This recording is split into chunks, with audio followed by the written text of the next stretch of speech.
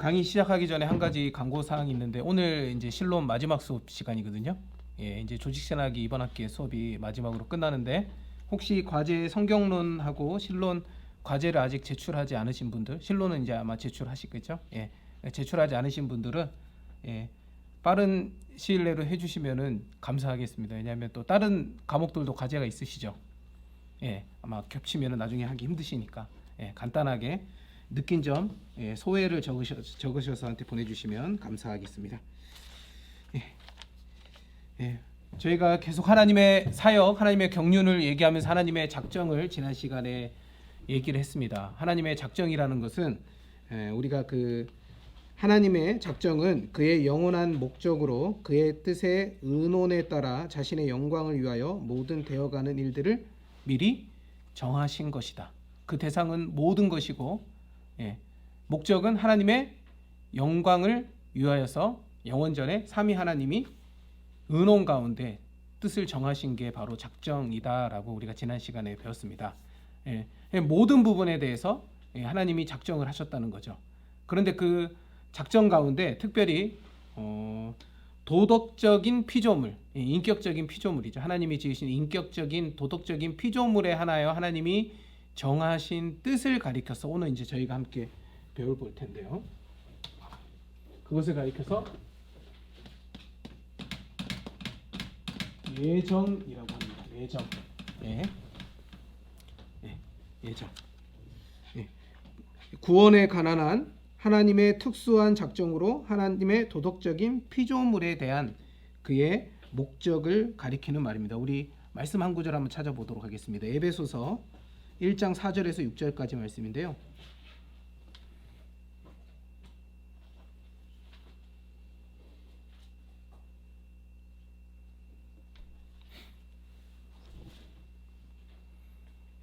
에베소서 1장 4절에서 6절까지 찾으셨나요? 예, 그러면 한 목소리로 함께 한번 읽어보도록 하겠습니다. 시작. 곧 창세전에 그리스도 안에서 우리를 택하사 우리로 사랑 안에서 그 앞에 거룩하고 흠이 없게 하시려고 그 기쁘신 뜻대로 우리를 예정하사 예수 그리스도로 말미암아 자기의 아들들이 되게 하셨으니 이는 그가 사랑하시는 자 안에서 우리에게 거저 주시는 바 그의 은혜의 영광을 찬송하게 하려는 것이라. 하나님께서 영원전부터 예수 그리스도 안에서 구원받을 자를 택하셔서 정하셨다. 이게 예정이죠. 하나님이 왜 정하셨을까요? 무엇 때문에? 사랑하셔서. 사랑하셨겠죠. 그런데 우리가 아까 전에 작정의 목적이 뭐라 그랬습니까? 하나님의 영광에 있다 그랬죠. 이 예정 역시 그 작정의 일환이기 때문에 그 목적은 하나님의 영광에 있습니다. 하나님의 영광이 있는데 예정의 대상은 그 대상은 모든 이성적 피조물로서 선인과 악인뿐만 아니라 천사들과 중보자로서의 그리스도 역시 하나님의 예정의 그 대상이 된다라는 거죠. 모든 도덕적인 피조물. 여기서 이제 피조물, 예수님은 피조물은 아니시죠. 예수님까지도 그 예정의 대상이 되신다라는 겁니다. 그런데 이제 저희가 말할 때 예정은 하나님께서 택한 자녀들을 구원하기로 택하신 것을 가리켜서 이제 선택이라는 표현을 쓰고요.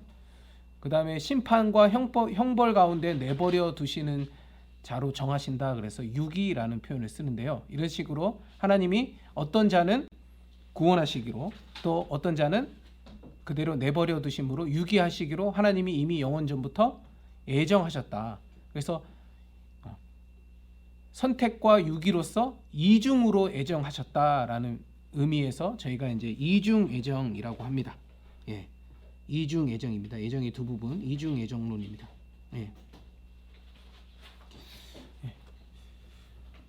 이중 예정을 배우기 전에 질문이 하나가 있는데 하나님께서 모든 사람을 구원하셔야만 하는 의무가 있으신가요? 없으세요? 없으신가요? 확실하세요? 의무는 없으시죠? 그런데 우리가 이 이중 예정을 배우면은 이게 밀려오는 이 생각을 부정할 수가 없는데, 왜 하나님은 태어나기도 전에, 그가 행하기도 전에 뭐 선택하셨다는 것에 대해서는 큰 의미를 안 두죠. 그런데 이제 뭐가 이제 걸리냐면, 왜 그 사람이 행하기도 전에 이미 그 사람을 유기 택정하지 않으시고 버려두시기로 왜 하나님께서는 정하셨을까? 이 부분에 대해서 이제 저희가 받아들이기가 쉽지가 않겠죠. 예. 왜 하나님이 어떤 사람은 구원하시기로 정하셔놓고서는 어떤 사람은 벌받기로 그냥 내버려 두셨는가? 그러면 구원받지 못한 사람은 하나님이 그렇게 정하셔서 구원받지 못하는 건가? 이거 너무나 불공평한 게 아닌가? 예. 하나님의 이 이중애정, 우리가 이중애정을 배우지만, 이 하나님의 신비죠. 이중애정을 배우지만 어떻게 해요? 불공평합니까? 어떻게 생각하세요? 앞에서 모든 사람이 하나님이 구원하셔야 될 의무가 있으신가요? 라고 했을 때는 예, 아니요, 그렇게 대답을 하셨는데 예, 예. 모든 사람을 구원하는 게 하나님의 공이고 하나님의 사랑인가요? 어떻게 생각하세요? 어떤 사람들이 이런 얘기를 해요. 하나님이 사랑이시라면서 왜 예수님을 믿는 사람은 구원하시고 왜 믿지 않는 사람들은 구원하지 않으실까? 왜 선택적으로 하실까? 그게 하나님의 사랑이라고 할 수가 있는가? 하나님이 사랑이시라면 모든 사람을 구원하셔야 되는 거 아닌가? 예. 이런 질문 안 들어보셨어요? 예. 이런 질문 들으시면 어떻게 대답해 주실래요?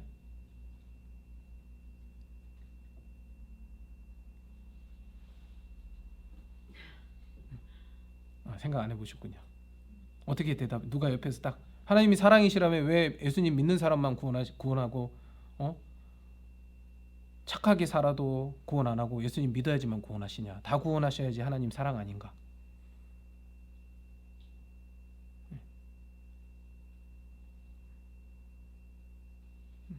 하나님이 왜 어떤 사람은 구원하시고 어떤 사람은 심판하시는가? 무엇 때문에요? 아까 작정의 목적이 뭐였습니까? 하나님의 영광에 있습니다. 영광 때문입니다. 예. 사랑이다. 사랑의 반대말이 뭡니까? 무관심. 예. 사랑의 반대말은 무관심입니다. 누구나 어떻게 살든 나쁜 삶을 살든 좋은 삶을 살든 다 용서해 주는 하나님. 그건 사랑이라고 할 수가 있나요? 무관심이죠, 무관심. 무관심하고 뭐가 다른 겁니까? 다 용서해 주는 거. 예. 그 사람한테 이제 역으로 이렇게 한번 질문해 보세요. 네가 당신이 착하게 산들, 나쁘게 산들 그거 상관없이 다 용서해 주는 그런 하나님이라면 하나님으로 섬기고 싶고 그런 하나님을 믿고 싶으냐라고 역으로 질문해 보면 이 세상에 단 한 사람도 그런 하나님을 하나님으로 믿고 싶지 않다고 말합니다. 예. 왜냐하면 우리가 착하게 살고 선하게 살 때 하나님이 뭐예요? 그에 대한 복을 주시고 그래야지 착하게 살고 선하게 사는 우리의 삶의 동기의 의도가 부여가 되지. 나쁘게 산들 뭐 어떻게 산들 다 용서하면 누가 맞죠? 예. 그런 세상은 지옥이겠죠. 예. 예. 하나님이 모든 사람을 용서해야지. 더군다나 하나님이 모든 사람을 그냥 용서해 주시고 구원해 주셔야 될 의무는 전혀 없는 겁니다. 왜냐하면 이미 이 세상은 타락 가운데 모두 하나님의 심판의 형벌을 받아야 마땅한 상태가 되었거든요. 예. 그 상태가 정당한 겁니다. 그래서 아무도 하나님 앞에 구원을 받지 못하더라도 그것은 하나님 편에서 봤을 때 정당한 겁니다. 그런데 그 중에서 하나님이 은혜를 베푸셔서 일부를 하나님이 구원하시기로 선택하셨다고 한들 그게 과연 불의하다라고 우리가 얘기할 수 있는가? 예. 우리가 의인이라면 상관없겠죠. 우리가 하나님 편에서 우리를 마땅히 하나님이 구원해 주셔야 되는 의인이었다면은 그런 논리가 성립이 되지만 우리는 그런 자격을 갖추지 못했기 때문에 하나님 앞에서. 예. 그래서 어떤 신학자가 그 창세기에 보면은 하나님께서 에서와 야곱을 택하실 때 그가 그 에서와 야곱이 태어나기도 전에 복중에서 하나님께서 큰 자가 작은 자를 섬기게 했다. 에서가 아니라 야곱을 택하셨죠. 그래서 어떤 신학자가 이렇게 얘기했답니다. 왜 하나님께서는 에서는 버리셨는가? 그 하나님을 나는 이해할 수가 없다 라고 이렇게 얘기를 하니 옆에서 가만히 듣고 있었던 신학자가 또 다른 신학자가 나는 왜 하나님께서 야곱을 택하여서 하나님의 자녀로 삼아주셨는지 그 하나님의 은혜를 이해할 수가 없다라고 이렇게 대답을 했다 그래요. 그러니까 우리의 관심의 포인트가 왜 하나님이 이렇게 이런 사람들을 행하지도 않았는데 유기하시려고 정하셨을까? 이 하나님의 불공평에 대해서 우리가 초점을 맞추기보다 우리의 포인트는 어디에 있어야 되냐? 우리는 다 하나님의 심판 가운데 멸망받아야 마땅한 자들이지만 하나님이 이런 상황 가운데 하나님이 특별하게 은혜를 베푸셔서 하나님의 자녀로서 구원의 은혜를 베풀어 주셨다. 요 부분에 우리가 방점을 두고 그 하나님의 은혜에 감사할 수 있어야지 이 작정의 교리가 우리를 시험에 빠뜨리거나 우리를 넘어뜨리려는 교리가 아니라는 사실을 여러분들이 한번 기억하면서 이 교리를 함께 배웠으면 좋겠습니다.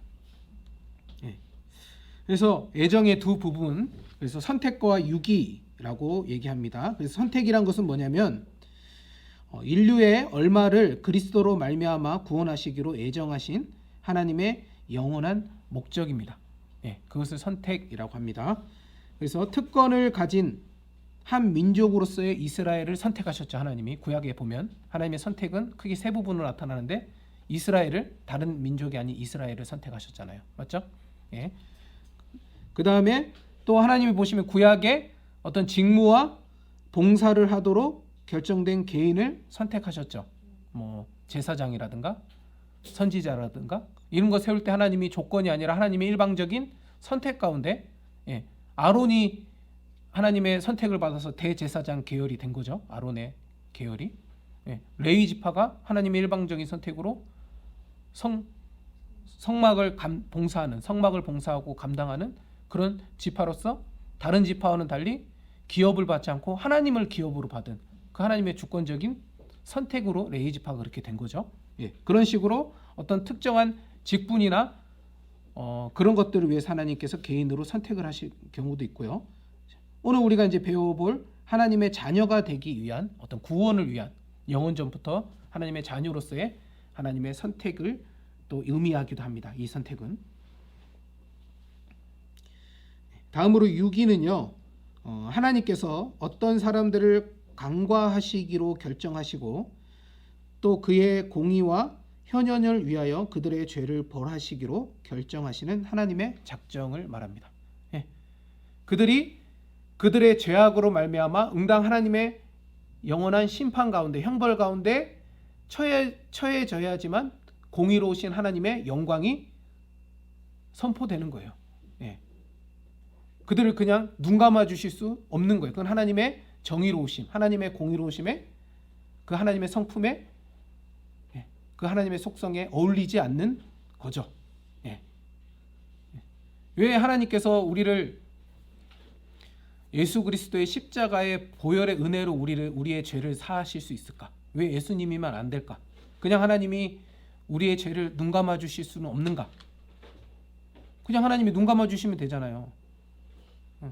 여러분들도 누군가 여러분들에게 잘못한 사람이 있으면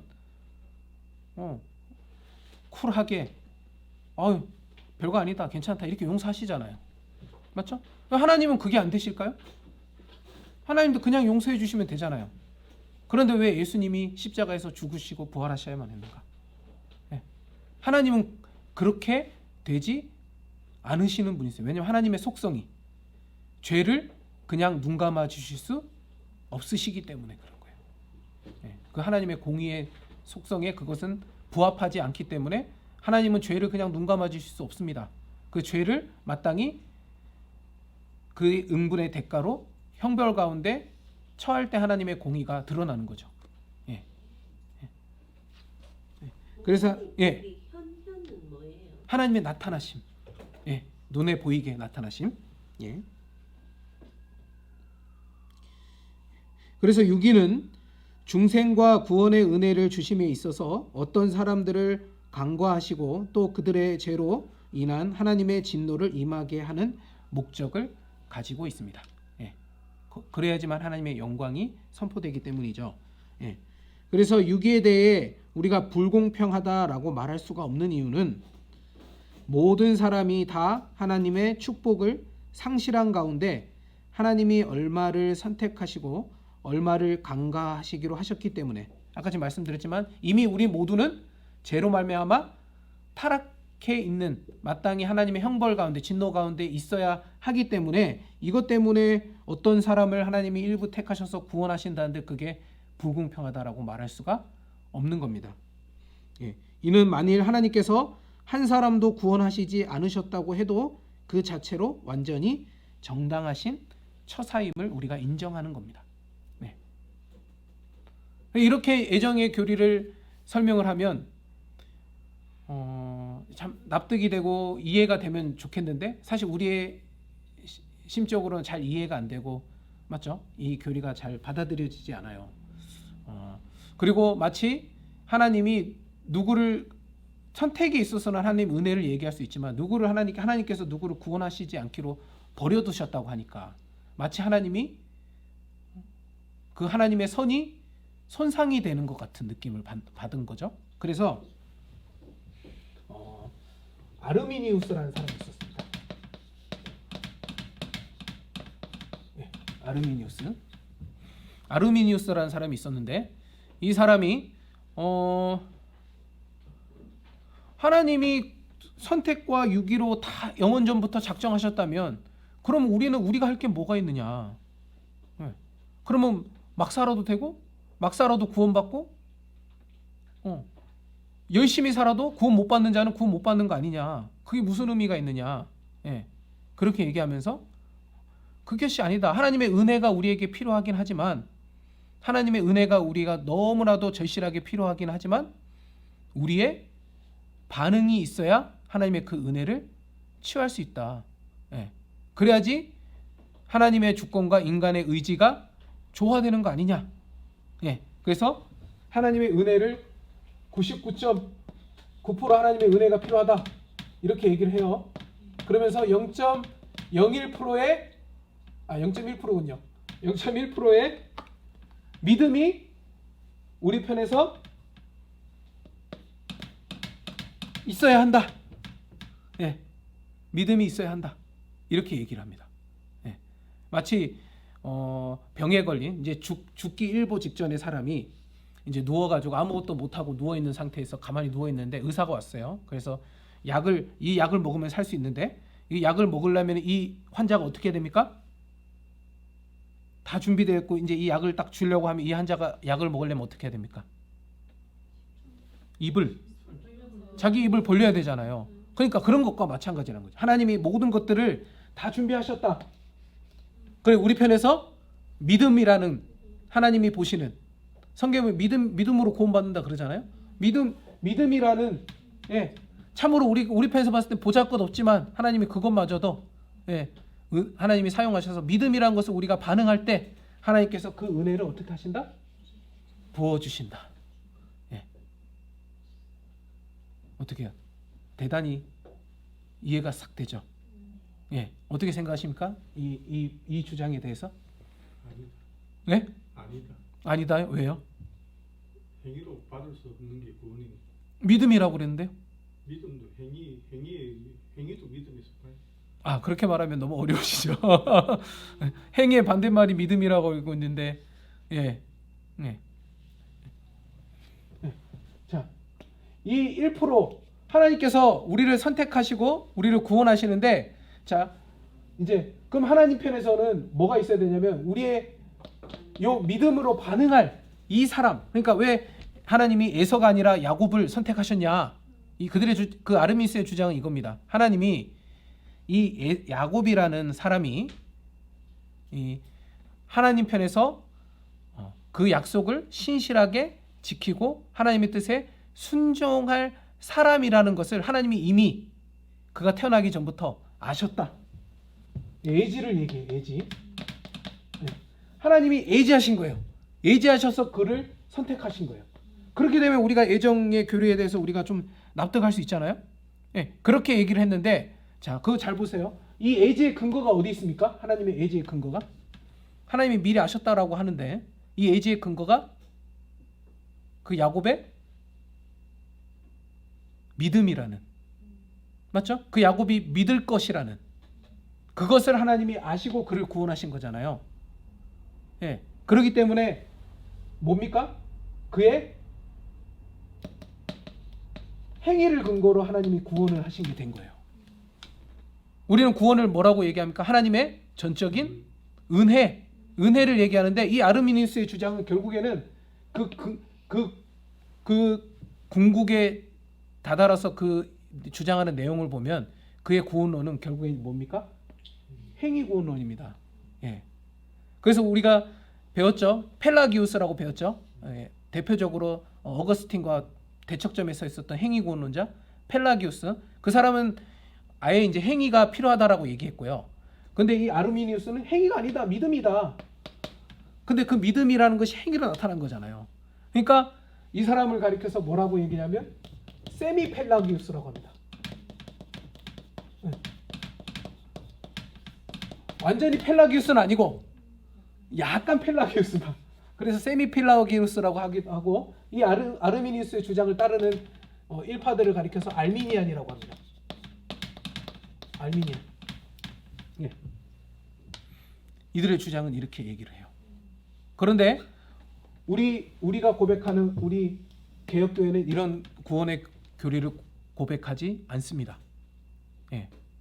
이 아르미니우스가 등장하고요. 장로교 목사님들이 다 모여서 도르트에서 회의를 했습니다. 그리고 이 아르미니우스의 이 주장에 대해서 성경적인 논박을 하고 딱 신조를 만들어요. 그게 뭔지 아세요? 도르트 신조. 예, 맞습니다. 도르트 신조 들어보셨어요? 그 도르트 신조에서 이 아르미니우스의 주장에 대해서 우리 개혁교회가 우리가 믿고 장로교가 믿고 있는 성경이 말하는 구원에 대해서 이렇게 말을 합니다. 첫 번째, 우리 하나님 앞에서 우리 인간의 상태는 전적 부패다. 전적인 타락이다. 자, 아까 전에 병자가 뭡니까? 누워가지고 약을 받아 먹으려면 입을 벌려야 된다라고 얘기했잖아요. 아르미니우스는 어떻게 얘기합니까? 전적 부패를 얘기하지 않습니다. 우리가 어느 정도 믿음으로 반응할 수 있는 여지가 우리에게 있다라고 생각을 하는 거예요. 아르미니우스는. 그래서 우리가 믿음이라는 것으로 반응을 할 수 있다라고 얘기하거든요. 그런데 그렇지 않다. 우리 인간이라는 것은, 인간이라는 존재는 죄로 말미암아 그 안에는 도무지 하나의 선한 것도 없고 하나님을 먼저 찾거나 하나님을 구할 수 없다. 죽어가는 사람이 어떻게 약이 온 줄 알고 입을 벌릴 수가 있겠습니까? 말이 안 되잖아요. 그거는 아직 죽지 않은 거죠.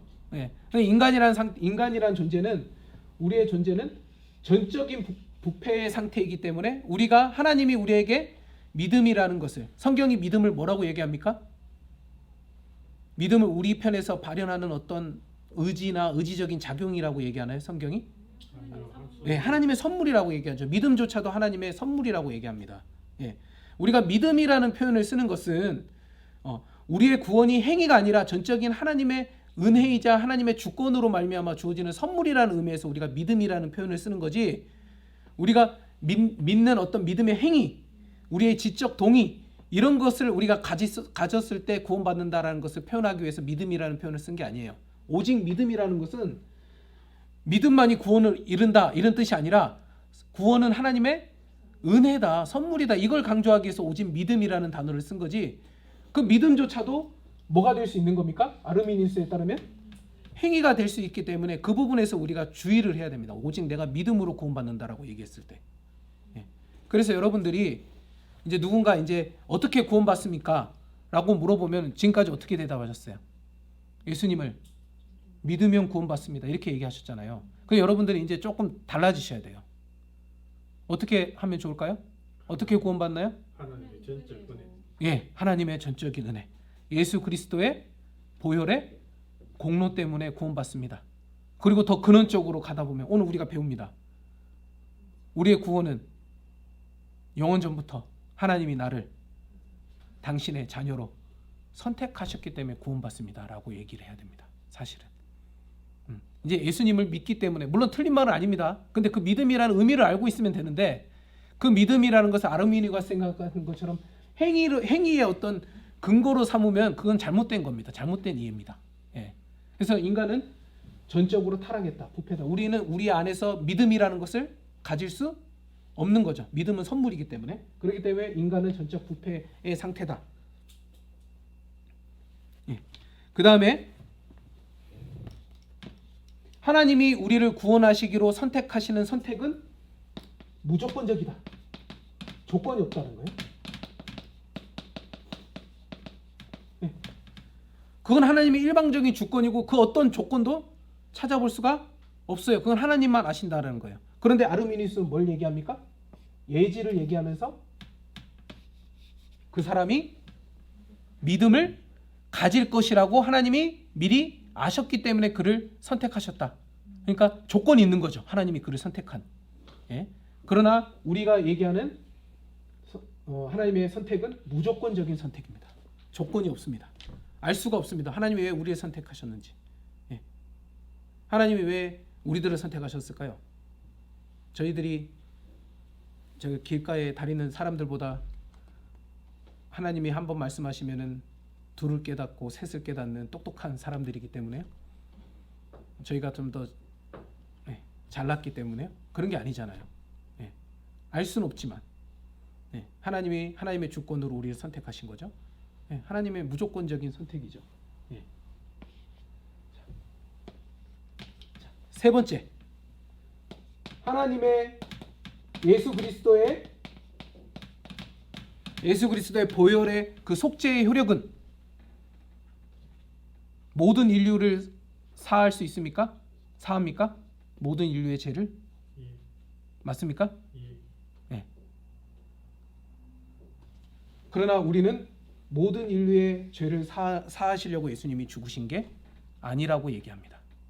우리는 제한 속죄를 얘기합니다. 아르미니우스는 모든 사람에게 이제 구원의 은혜가 열렸다. 예수 그리스도께서 죽으신 그 속죄 효과는 모든 사람을 용서할 만한 효과를 가지고 있기 때문에 열려 있다. 그렇기 때문에 우리가 이제 뭘로만 하면 된다? 믿음을 가지고 반응하기만 하면 그 사람에게는 구원이 주어진다라고 얘기합니다. 예. 예.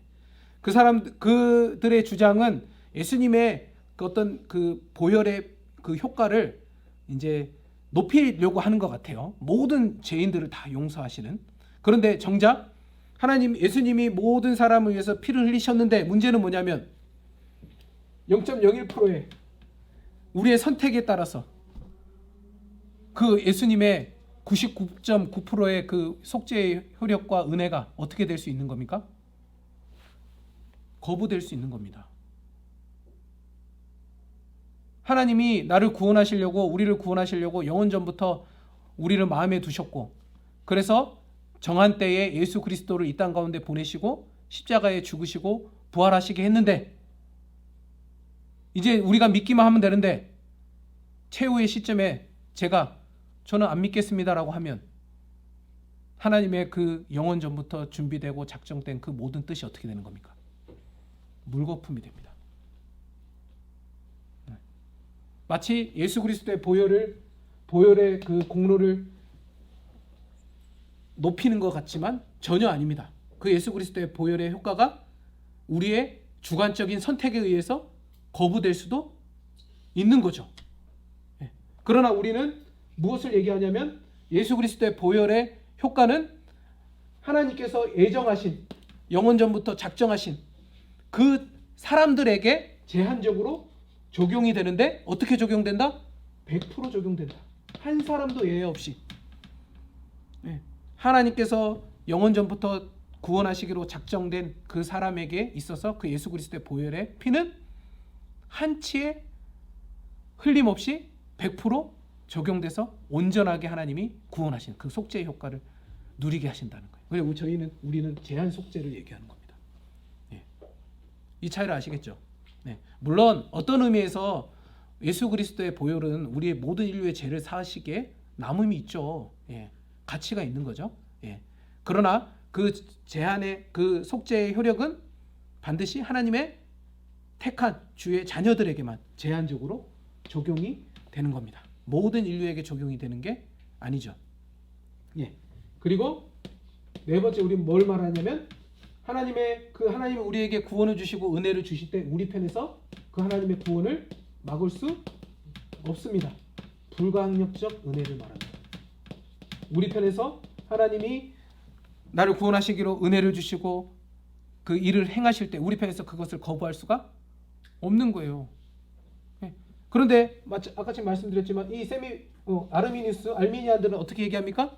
하나님이 그렇게 하시려고 해도 내가 믿음으로 반응을 하지 않으면 하나님이 우리를 구원하실 수가 없게 되는 겁니다.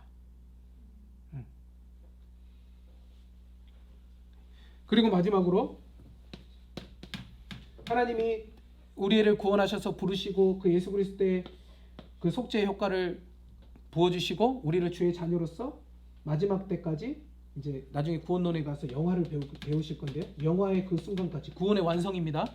구원의 완성까지 우리를 어떻게 하시냐면 우리를 이끌어 가십니다. 그 일을 끝까지 우리의 자질에 상관없이 우리의 역량에 상관없이 우리의 구원을 하나님이 처음 주신 그 구원을 끝까지 이끌어가 견인차 아시죠? 끌고 가는 거. 예. 그래서 우리는 성도의 견인을 얘기합니다. 그러나 이들은 뭐예요? 어떻게 되는 겁니까? 믿음으로 내가 반응하지 않고 그 거부하면 하나님이 주시고자 하는 구원이 어떻게 되는 거예요? 구원이 취소가 되는 거죠.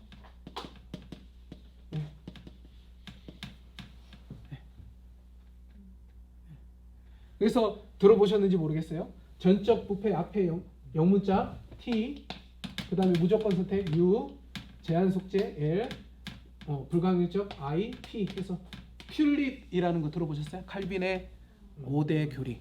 예, 이게 바로 칼빈의 5대 교리입니다. 튤립. 예, 우리가 주장하는, 우리가 믿고 있는 성경이 말하고 있는 구원이 이겁니다. 이거. 예. 예, 중요합니다. 예, 그래서 잘 적어두셨다가 예, 하나님의 그 예정을 얘기할 때 그렇구나. 우리가 그 부분에 대해서 많이 헷갈려하고 오해를 가지고 구원에 대해서 잘못된 생각을 가질 수가 있거든요. 예, 우리의 머리로는 이 구원의 이 예정의 신비를 다 이해하기가 쉽지가 않기 때문에 그러나 성경이 말하고 있는 구원은 어떤 것인가? 인간의 상태, 전적인 상태, 그 다음에 하나님이 우리를 선택하셨을 때 아무 조건 없이 우리를 선택하셨고요. 그 다음에 예수님의 그 보혈의 은혜는 택자들, 하나님의 선택된 아래 돼 있는 택자들에게 100%그 속죄의 효과가 미치는 거고요. 그 다음에 그 하나님이 우리를 은혜를 주실 때 우리는 우리 편에서 그것을 거부할 수 없죠. 불가항력적인 은혜고. 그리고 우리에게 주어진 이 구원은 우리의 노력과 성실과 자질에 상관없이 성령 하나님이 오늘도 우리를 어떻게 하십니까? 끌고 가시는 거죠. 그래서 끝날 마지막 날 우리의 영화의 순간에 우리의 구원을 하나님께서 완성하십니다. 그래서 하나님의 그 예정된 택자, 선택된 그 예정된 수, 영혼 안에 있는 그 하나님의 수가 있을 거 아닙니까? 그 수는 단 1도 변화가 있거나 사라질 수 없습니다. 예. 그 하나님의 예정된 그 영원전에 하나님이 작정하신 그 예정된 그 주님의 자녀의 수는 정해진 대로 그렇게 완전하게 하나님께서 구원해 가십니다. 예. 예. 그렇기 때문에 오늘날 우리가 살아가는 이 세상이 너무나 암울해 보이잖아요. 맞죠? 점점점 성도들이 하나님 예수님을 믿는 사람들이 없어지고 또 우리 이제 다음 세대들 보면은 복음을 잘 안 받아들이려고 하잖아요. 그러면 어떡하냐? 교회는 어떡하냐? 이제 교회에 이제 노인들만 어른들만 가득하고 이제 젊은 세대들도 없고 이러다가 우리 교회 망하는 거 아니냐? 우리 걱정이 되죠. 인간적인 눈으로 볼 때는. 그런데 하나님의 이 구원의 사역은요. 그런 것과 상관없이 어떻게 됩니까? 오늘도 여전히 유효하게 효과적으로 진행되고 있습니다. 우리의 성실과 노력과 우리의 행성 상관없이 하나님은 단 한 명도 하나님의 택한 자녀들을 놓치지 않으십니다. 그런 의미에서 우리가 한편으로는 눈에 보이는 현실이 암울하긴 하지만 또 그런 면에서 하나님의 은혜에 우리가 감격하고 예, 믿음으로 살 수가 있는 거죠. 예. 혹시 이 부분에 대해서 질문이 나중에 있으시면은 예, 시간이 좀 바쁜 관계로 쉬는 시간이나 나중에 저한테 개인적으로 또 질문해 주시면 또 제가 또 설명해 드리도록 하겠습니다. 예, 다음으로 타락 전 선택설과 타락 후 선택설, 전택설과 후택설이라는 게 있는데 이게 뭐냐면 실제적으로 역사적인 사건 안에서 시점 안에서 아담과 하와가 타락하고 나서 선악과를 따먹고 나서 하나님의 선택된 예정된 그 주님의 자녀들을 선택하셨는가 아니면 아담과 하와가 타락하기 전에 선택하셨는가를 말하는 게 아닙니다. 그 시간의 시점을 얘기하는 게 아니에요. 이거는 여기서 말하는 전택설 후택설은 하나님의 그 영원한 작정 안에서입니다. 그 하나님의 영원한 인식 안에서 하나님이 우리가 타락하기 전에 우리를 먼저 선택하셨냐 아니면 타락 후 주님의 자녀를 선택하셨나 하는 문제입니다. 그 이야기라는 겁니다. 예. 그러니까 자 이것은 하나님의 영원하신 작정 안에서 선택과 유기에 관한 작정이 세계를 창조하고 타락을 허용한 작정보다 선행하느냐 혹은 뒤에 오느냐 하는 것을 말합니다. 하나님의 인식 안에서 하나님의 그 작정 안에서를 말하는 겁니다. 하나님이 아담과 타락 만약에 이게 그게 아니라면 뭐가 되겠습니까? 하나님이 아담과 하와가 타락할 걸 예측을 못 하신 게 되는 거죠. 맞죠? 예. 뒤늦게 이제 아담과 하와가 타락한 걸 보고 예수님이 허겁지겁 내가 가야겠다 이렇게 오신 게 아니 그런 의미로 이걸 말하는 게 아니라는 겁니다. 예. 자, 그래서 타락 전 선택설, 전택설이라고 합니다. 이것은 보다 이상적이다. 예. 어떤 의미에서 이상적이냐면 하나님이 먼저 우리를 선택하셨고 그 선택에 따라 창조하고 타락하고 우리를 구속하시는 거예요. 그 하나님의 작정 안에서. 그러므로 자, 이것은 하나님의 선택이 하나님의 영광에 보다 집중이 되는 거죠. 맞죠? 그래서 자신의 영광을 위하여 선택과 유기를 작정하셨고요. 선택된 자와 유기된 자를 각각 창조하시고 예. 그 다음에 이 계획의 완성을 위해 타락을 허용하시기로 예. 작정하셨다라는 입장입니다. 예. 그래서 선택자에게는 구원의 길을 유기자에게는 강과 그들의 죄로 멸망받도록 작정하셨다라는 것이 전택설입니다. 반면 이제 후택설은요, 타락 후 선택설은 보다 역사적이며 그 다음에 보다 좀 논리적이고 이성적입니다. 우리 편에서 봤을 때는. 그래서 도르트 회의 때 개혁파 교회가 이것을 공적으로 채택을 했습니다. 네. 그런데 전택설이 맞냐 후택설이 맞냐 어느 게 성경적이냐 우리는 알 수 없습니다. 성경에 이걸 얘기를 안 하고 있기 때문에 그냥 이제 우리 편에서 봤을 때 하나님의 그 영광에 집중이 되면 이제 전택설을 얘기하는 거고요. 보다 조금 더 우리가 논리적인 흐름에서 봤을 때 후택설이 좀 더 맞지 않느냐. 그래서 이제 개혁파 교회가 이것을 택한 거기 때문에 예, 뭘 생각하시든 편하신 대로 생각을 하시면 됩니다. 예, 그래서 창조를 먼저 하셨고요. 그 다음에 인간이 타락했고 타락 후에 어떤 자를 선택하고 어떤 자를 유기하실지를 정하셨고 그 다음에 구속을 하신다라는 그런 겁니다. 그래서 인간을 창조하기로 작정하셨는데 그리고 인간의 타락을 허용하기로 작정하셨는데 그러면 인간이 타락을 하고 일정한 수의 타락자를 영생 얻도록 하나님이 선택을 하시고 다른 사람들은 간과해서 그들의 죄로 말미암아 합당한 벌을 받도록 그렇게 하셨다라는 그런 작정을 하셨다라는 것이 바로 후택설입니다. 예. 그래서 마지막으로 선택자를 위해서 하나님께서 구원의 길을 준비하시려고 작정하셨다. 이게 이제 후택설이 되는 거죠. 예. 그래서 전택설과 후택설이 있는데 크게 이제 뭐가 맞다, 성경적이다 우리가 알 수는 없습니다. 예. 그래서 두 개 다 그렇게 생각할 수 있구나. 예. 그런 측면으로 여러분들이 생각하시면 될 것 같습니다. 예. 혹시 질문이 있으십니까? 예. 그러면 33분이니까요.